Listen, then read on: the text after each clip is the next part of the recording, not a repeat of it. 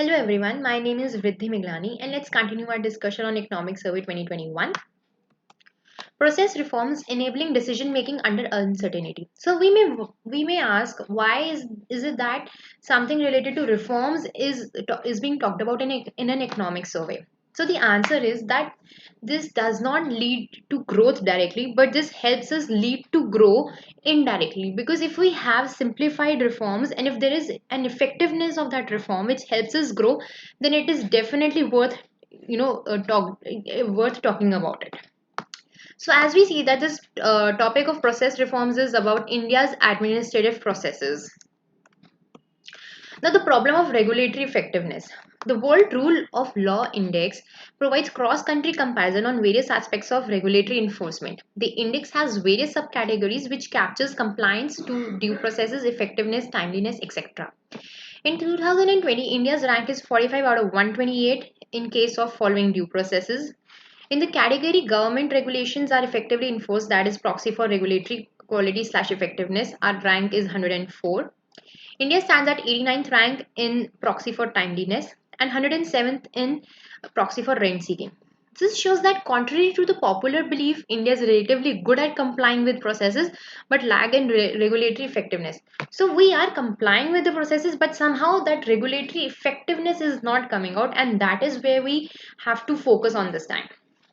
In fact, India's performance has improved significantly in following due processes in administrative proceedings, with its rank improving from 72 in 215 to 45 in 2020. So that's quite an achievement for us, and we have a road to grow and we have a long way to go on. In fact, in contrast, it has deteriorated over time on certain other parameters. This makes it clear that having regulations and enforcing process is one thing, whereas their effectiveness is another. So this time around, we have to work on the effectiveness.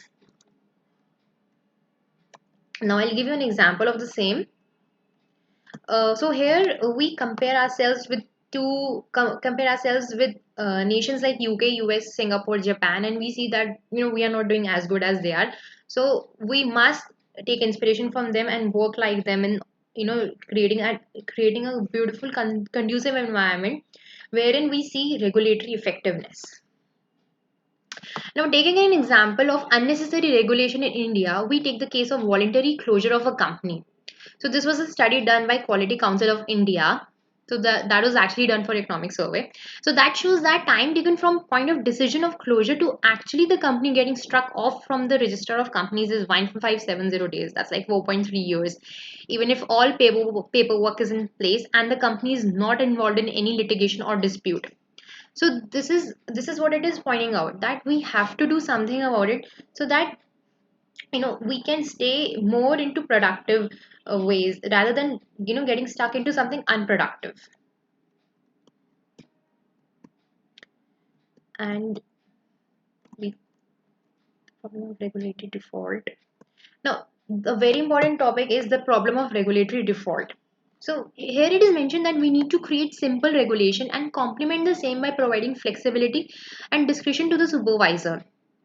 And legal and institutional framework should explicitly limit mushrooming of regulations, because there is no end to creating regulations, but then we have to see that it doesn't end up being suboptimal for the economy.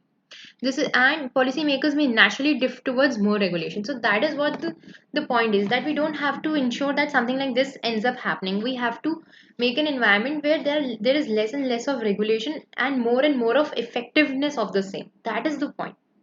So more regulation is added over time regardless of its effectiveness. Regulate first, ask question later. So here is a beautiful example of shadow banking. It clearly says that there has been some unintended consequences of ever increasing bank regulations, which has led to the market shifting, shifting of marketing activity to shadow banks, also called as non-banking financial intermediaries, that we usually refer to as NBFCs, where the scope of regulatory arbitrage is higher, especially as banks become more averse to lend to high risk borrowers and or small borrowers.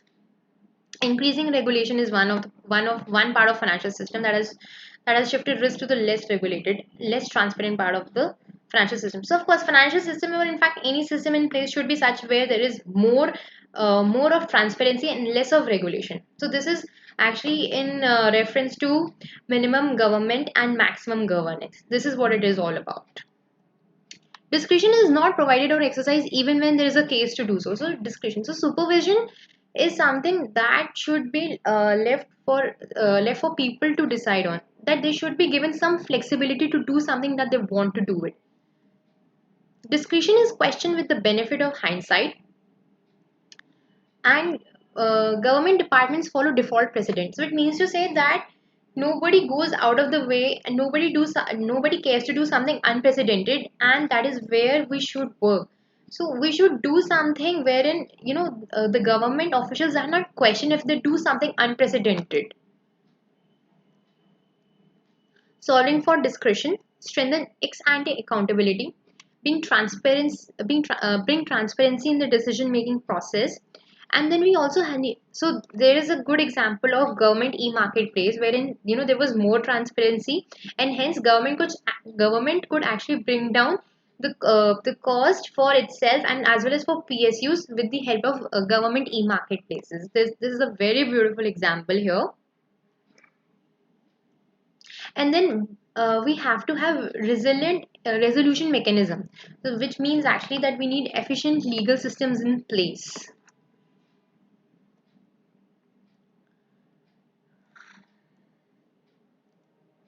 And there has not been much said about it directly, that what will be the policy implication about it, but it clearly means to say that how there were chapters in the beginning which talked about growth directly and coming to chapters which talk about growth indirectly, because somehow we see that we need a lot of things for growth to come. It's not just that we have to do work on only one aspect and things will be done. No, we have to work on a lot of things, and it's good to know that this economic survey is pointing out them, and hence the government can look into these matters and work on it accordingly. Thank you so much.